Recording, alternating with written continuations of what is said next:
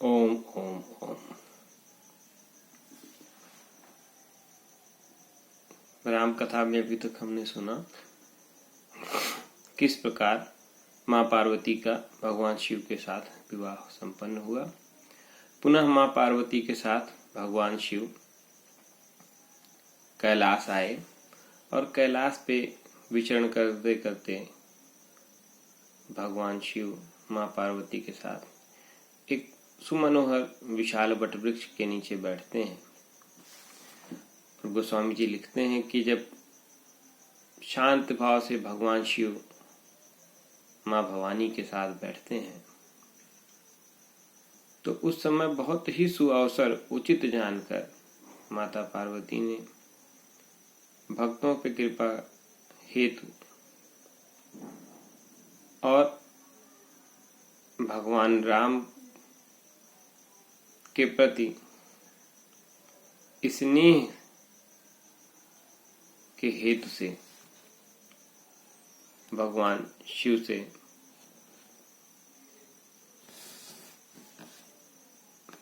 प्रभु राम के विषय में और विस्तार से जानने हेतु पूछा। माँ ने भगवान शिव से कहा, प्रभु जे मुनि परमारथ बादी, कहें राम कह ब्रह्म अनादि। शेष शारदा वेद पुराना, सकल करहि रघुपति गुण गाना। तुम पुण्य राम राम दिन राति, सादर जपहु अनंग अराती। राम सो अवध नृपति सुत सोई, की अज अगुन अलख गति हुई। माँ कहती हैं कि हे प्रभु, आप दिन रात राम राम जपते रहते हैं और पूर्व जन्म में मेरे साथ जो कुछ हुआ वह भी मुझे याद है।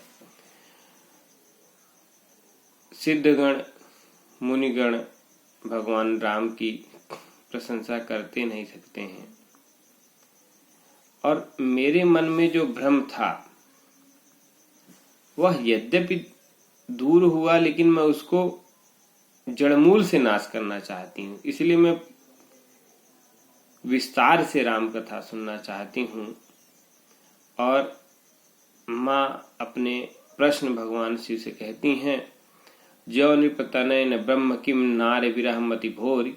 देख चरित महिमा सुनत भ्रमत बुद्धि अति मोरी। माँ कहती हैं कि जो आपके आराध्य भगवान श्री राम हैं वही यदि राजा दशरथ के पुत्र भी हैं तो वह किस प्रकार ब्रह्म स्वरूप में स्थित हैं और किस प्रकार माता सीता के विरह में मैंने उनको यहाँ वहाँ विचरण करते पाया, यह प्रभु मेरी बुद्धि को भ्रमित कर दे रहा है। मैं बन दीख राम प्रभुताई, अति भय विकल न तुम्हें सुनाई। कि मैंने भगवान राम को जो वन में देखा था उससे मैं भयातुर हो गई थी, मैं आपको पूरी बात नहीं बता पाई। यद्यपि मलिन मन बोध ना आई, मेरा मन की मलिनता थी कि मैं आपसे पूछती तो आप मुझे विस्तार से बता सकते थे। असो फल भली भांति हम पावा, उसी का फल मैंने ये सब भोगा है। अजहु कछु संशय मन मोरे, कृपा करहु कृपा बिनवो कर जोरे। और आज भी मेरे मन में कुछ संशय है, इसीलिए मैं आज हाथ जोड़ के आपसे विनती करती हूँ कि प्रभु विस्तार से मुझे भगवान राम के विषय में बताएं। प्रभु तब मोहि बाहु भांति प्रबोधा, नाथ सो समय करहु जो निक्रोधा। हे प्रभु, आपने उस समय विविध प्रकार से मुझे समझाया था, लेकिन मेरे मलिन मन या भय के कारण मुझे पूरा समझ में नहीं आया था। और आज प्रभु बिना क्रोध किए मुझे सब कुछ समझाएं। गोस्वामी जी कितना सुंदर लिखते हैं कि जब किसी भी व्यक्ति के मन में भय होता है तो पूरी बात समझ नहीं पाता। तो भय से विमुक्त होके ही हम जब समझने की कोशिश करें, जब कथा सुने, जब कुछ भी करें, तो भय हमारे मन में नहीं होना चाहिए। अभय, राम कथा अभय देने वाली है। और अभय कैसे देती है? आज के संसारी युग में हम जब ऑफिस का तनाव लेके कथा सुनने के लिए बैठते हैं तो हमारा मन बेचैन रहता है, इसलिए हमको पूर्ण लाभ नहीं मिलता। इसको ऐसे समझे कि आप ऑफिस में, जिस भी ऑफिस में काम करते हैं, अगर उस ऑफिस का जो सबसे मेन बॉस है, यदि आप उसके पास खुले मन से जाके बैठेंगे तो आपकी बात सुनेगा। अब भगवान राम तो सबके हृदय में विराजमान है।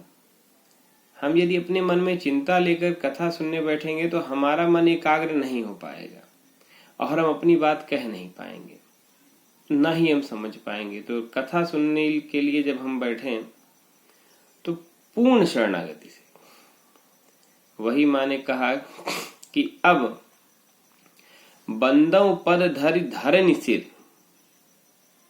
हे प्रभु मैं आपका बंधन करती हूँ, पृथ्वी पर सिर रख कर विनय करऊं कर जोर, और दोनों हाथ जोड़ के आपसे विनती करती हूँ कि बरनहु रघुबर विशद जस, कि हे प्रभु भगवान श्री राम का विस्तृत यश श्रुति सिद्धांत निचोर, यश कीर्ति शुद्ध श्रुति सिद्धांत सब मुझे विस्तार से बताएं। यद्यपि जोशिता नहीं अधिकारी, दासी मन कर्म वचन तुम्हारी, गूढ़ तत्व न साधु दुरावहि, आरति अधिकारी जह पावई। यद्यपि जो गूढ़ तत्व है वो किसको बताए जाते हैं? जो अधिकारी होता है। मैं माने बहुत ही सहज भाव से कहा कि मुझे नहीं पता कि मैं अधिकारी हूं या नहीं, लेकिन मैं आपकी भार्या होने के नाते अधिकारिणी हूं कि मुझे, क्योंकि भगवान राम आपके आराध्य है, तो मुझे भी भगवान राम के विषय में पूर्णता से जानने का पूर्ण अधिकार है, ताकि मेरी भी जो श्रद्धा है वो और बढ़े। क्योंकि भगवान राम के आशीर्वाद से ही यह विवाह दोबारा संपन्न हुआ और प्रभु ने ही मुझे इससे निकाला। तो मेरे मन में जो जरा बहुत संशय रह गया है वह संशय दूर हो जाए। और भक्त कथा क्यों सुनना चाहता है बार बार? मैं ये कथा कहता हूं आपसे और यही कथा मैं दोबारा खुद की कथा सुनता हूं, क्योंकि मुझे परमानंद मेरे हृदय से उत्पन्न होता है जब जब मैं यह कथा सुनता हूं। तो और जब भगवान शिव कथा कहें, अब सोच के देखिए, पूर्णता के भाव से सोच के देखिए, भगवान शिव यदि कथा कहें और यदि मेरे पास यह सामर्थ्य हो कि मैं आग्रह कर सकूं भगवान शिव से कि भगवान आप कथा सुनाए, वो भी राम कथा, तो ऐसा अवसर कौन छोड़ना चाहेगा? तो मात्र भगवान शिव से यह कथा सुनने के लिए यह प्रयोजन कर रही थी। ऐसा मुझे लगता है कि माँ भगवान शिव यह कथा कहें और बार बार कथा का रसपान कर सकें, मात्र इसलिए माँ ने यह बात कही।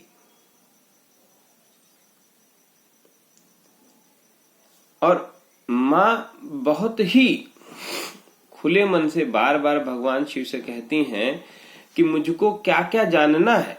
माँ यह भी बताती हैं, प्रथम सुकारण कहां विचारी, निर्गुण ब्रह्म सगुण वपुधारी, कि निर्गुण ब्रह्म ने सगुण रूप क्यों धारण किया, पहले तो मुझे ये बताइएगा। इसके पीछे मूल समझिए कि मैं नहीं चाहती कि कथा बहुत छोटे में कह के हमें समझा दिए, नहीं, मुझे पूरा विस्तार से अब सुनना है आपसे। पुण्य प्रभु कहां राम अवतारा, पहले तो रूप धारण क्यों किया ये भी मुझे बताइए, और फिर अवतार क्यों भगवान राम ने लिया यह भी बताइए। बाल चरित्र पुण्य कहां उदारा, और मुझे उनका पूरा बाल चरित्र भी सुनाइए। अब मैं पूर्ण शरणागत से राम भक्ति में डूब जाना चाहती हूं, अब मुझे पूर्णता से ही सुनना है।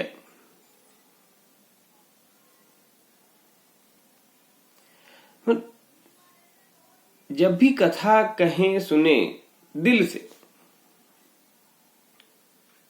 आपको वही जीवन धन्य हो जाएगा, ज्ञान की प्राप्ति वही हो संभव हो जाएगी। कहूं जथा जानकी विवाहू, राम तजा सो दूषण काहीं। किस तरह से मां जानकी के साथ विवाह हुआ यह भी मैं सुनना चाहती हूँ। फिर भगवान राम ने अपना राज्य क्यों छोड़ा मैं यह भी सुनना चाहती हूँ।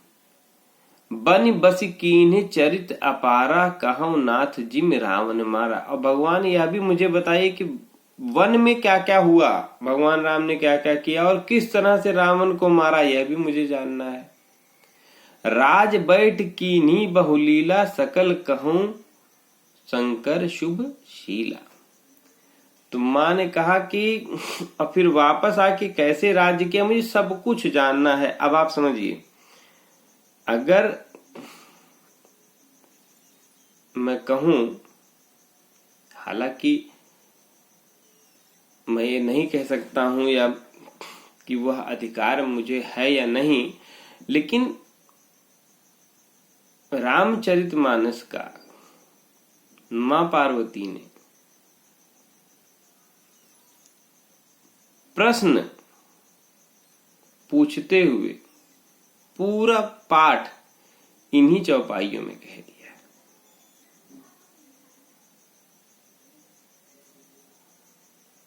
और मां को देखिए, ऐसा नहीं कि मां अनजान थी किसी बात से, मां ने सब कुछ पूछा विस्तार से।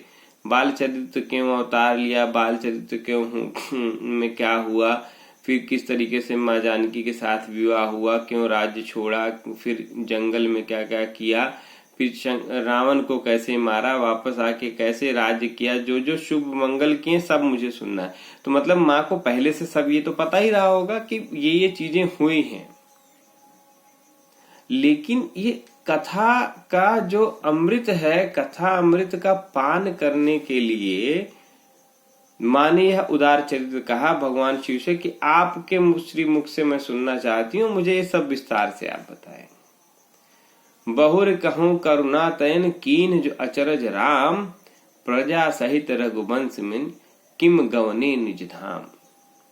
देखिए, माँ यही नहीं रुकी, माँ आगे कहती हैं कि भगवान मुझे बहुत प्रकार से सारी कथा बताइए कि भगवान राम ये सब कुछ जो लौकिक जगत करने के बाद किस प्रकार से अपने धाम वापस गए, यहाँ तक मैं सब कुछ सुनना चाहती हूँ। पुण्य प्रभु कहाहूं सो तत्व बखानी, जय विज्ञानी मगन गुण ज्ञानी, भगत ज्ञान विज्ञान विरागा, पुण्य सब वर्णव सहित विभागा। और फिर माँ कहती हैं कि फिर मुझे विशिष्ट ज्ञान में ज्ञानी मुनि जिस ज्ञान में मग्न रहते हैं वह ज्ञान भक्ति परम तत्व का भी बखान आप करें, और भक्ति ज्ञान विज्ञान वैराग्य को विस्तार पूर्वक मुझे समझाएं। और राम रहस्य अनेका, करऊ नाथ अति विमल विवेका, जो प्रभु मैं पूछा नहीं कोई, सो दयाल राखौ जन गोई। कि आप कुछ भी रहस्य मत रखिएगा, मुझे जितना मैंने कहा सुना था वो मैंने आपसे पूछा, लेकिन मुझे इसमें कुछ ऐसा भी हो जो आप जानते हो और मैंने नहीं पूछा वो भी आपको बताना है।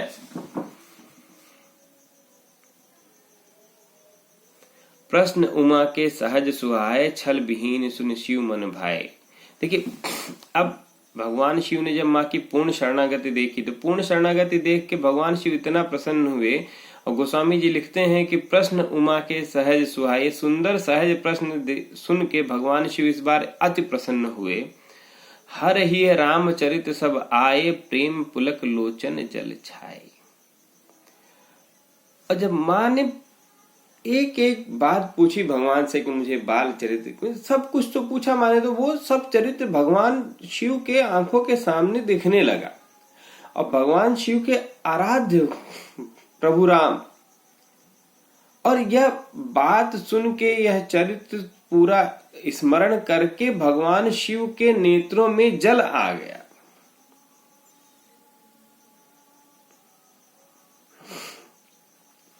श्री रघुनाथ रूप उर आवा, परमानंद अमित सुख पावा। भगवान शिव के आंखों में जल आ गया।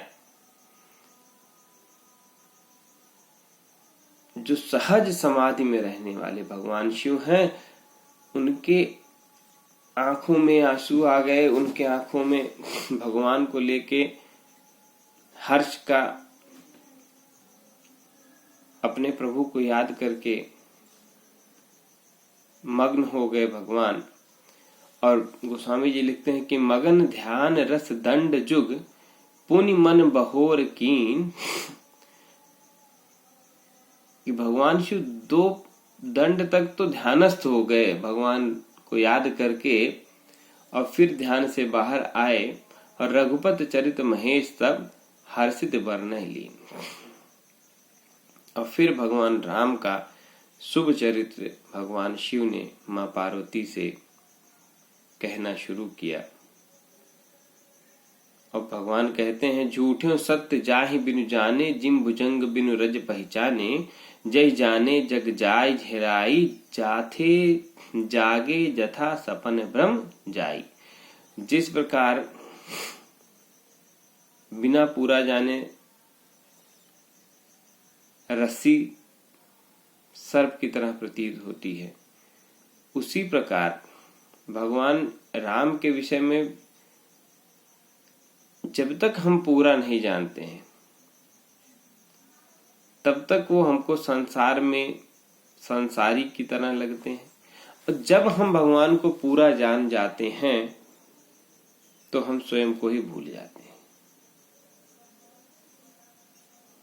जैसे जागने पर स्वप्न का भ्रम चला जाता है, ठीक उसी प्रकार फिर हमको राममय यह दुनिया दिखने लगती है।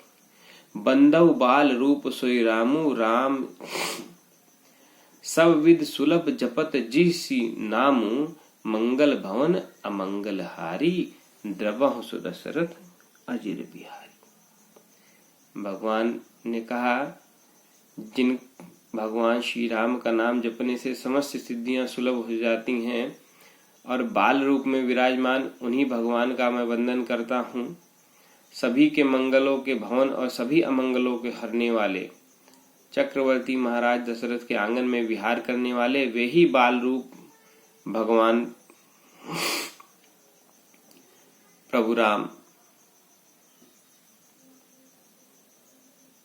हैं। और वह सदैव हम पर प्रसन्न रहें, क्योंकि उनका ध्यान मात्र से अड़िमा गरिमा महिमा लगिमा प्राप्ति समस्त प्रकार की सिद्धियां सुलभ हो जाती हैं। इसलिए वो भगवान सदैव हम पर द्रवित रहें, सदैव हम पर प्रसन्न रहें और सदैव हम पर अपना आशीष बना के रहें। कर प्रणाम राम त्रिपुरारी, हर्षि सुदासम गिरा उचारी। भगवान शिव भगवान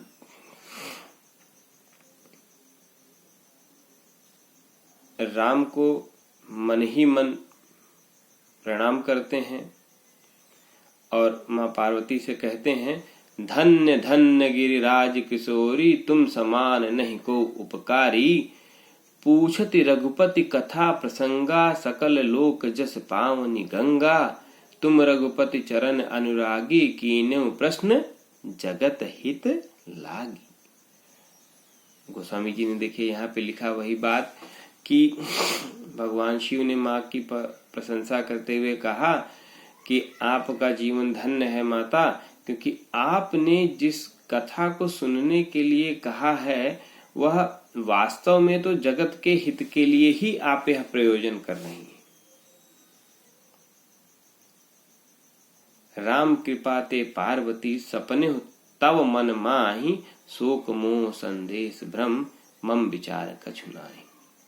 हे मां पार्वती, हे पार्वती, मेरे विचार से भगवान राम के कारण स्वप्न में भी तुम्हारे मन में शोक मोह संदेह और भ्रम कुछ भी नहीं है। अर्थात भगवान राम को तुम पूर्ण रूप से जानती हो, यद्यपि तुम्हें शोक नहीं है, तुम स्वयं ज्ञानमयी हो और तुम में मोह नहीं है, तुम स्वयं सर्वज्ञ हो, इसलिए तुम में संदेह भी नहीं है। तुम्हारा ज्ञान प्रभु की कृपा से अज्ञान द्वारा आवृत्त नहीं होता, इसलिए तुम्हारे मन में भ्रम भी नहीं है। तदपि असंका कीन्हो सोई, कहत सुनत सब कर हित होई। जिन हरि कथा सुनी नहीं काना, श्रवण रंद यही भवन समाना। फिर भी तुमने वही असंका अर्थात आकार के वाच्य श्री भगवान श्री राम के विषय में जो शंका की है,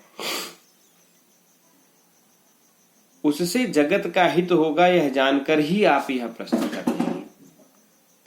नयन संत दरस नहीं देखा, लोचन मोर पंख कर लेखा। ते सिर कट तंबुर समतूला, जे नमत हरि गुर पद मूला।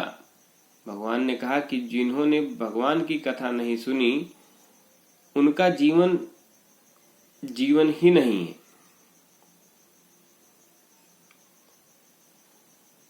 और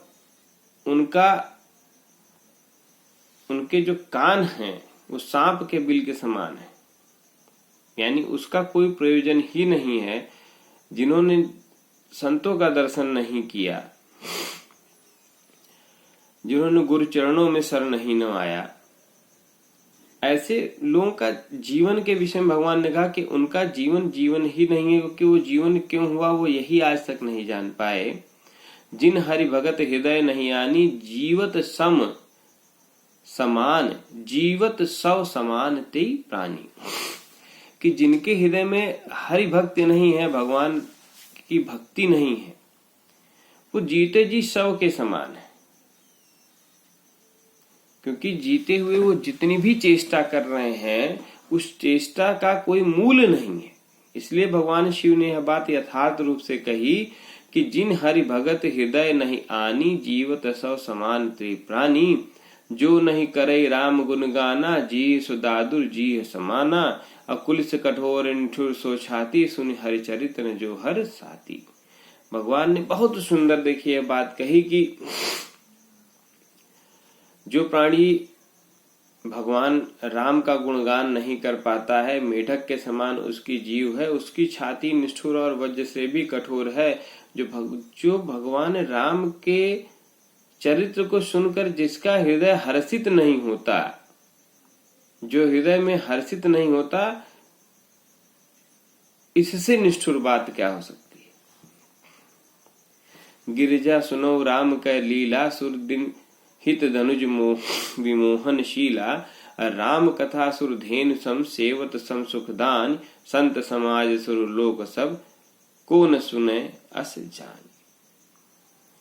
यह कथा समस्त देवगण सबको, समस्त मनुष्यगण सभी के समान, सभी को समान हितकारी है, या कामधेनु के समान हितकारी कथा है, जो सभी सुनते हैं और सभी का सुनने से, सभी कथा श्रवण करने से पुण्य लाभ करके अपने उच्च लोकों में जाते हैं।